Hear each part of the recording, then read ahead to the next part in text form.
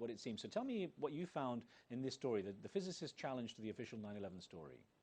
Well, this is a story about Stephen E. Jones, who's a physicist at Brigham Young University, and how he's examined the collapse speed of Building 7, which was the third building to fall that day.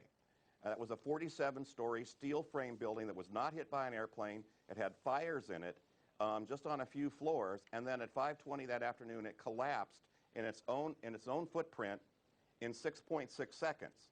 Now, if you threw a cannonball off the roof, 47 stories, it takes 6 seconds to hit the ground. So this whole idea that the building collapsed that quickly meant that all 24 of the core steel pillars failed simultaneously. This has never happened in a building, a steel frame building, ever because of fires. And his conclusion is the only way this could have happened is that military-grade thermite was used to bring the building down.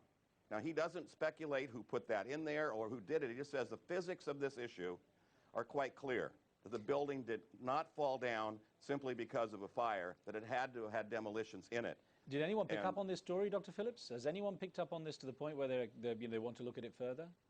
This is one that just completely gets either gets negative coverage or no coverage in the U.S.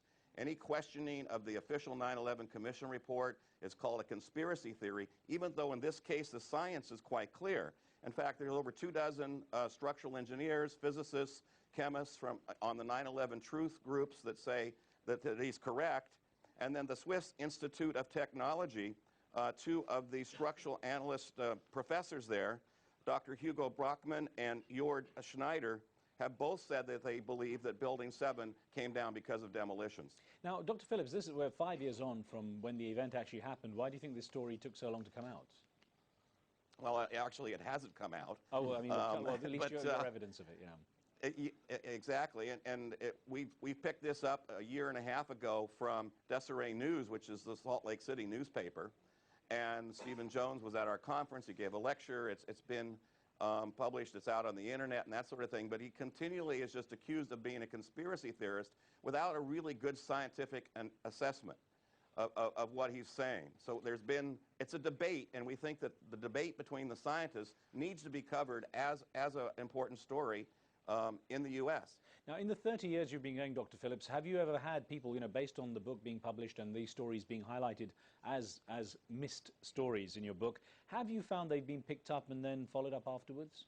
Oh, definitely. 1 out of 3 of the stories over the 30 years have gone on to get corporate media coverage. Because of the publication, you feel? Well, we'd like to think that, but that would be a big claim.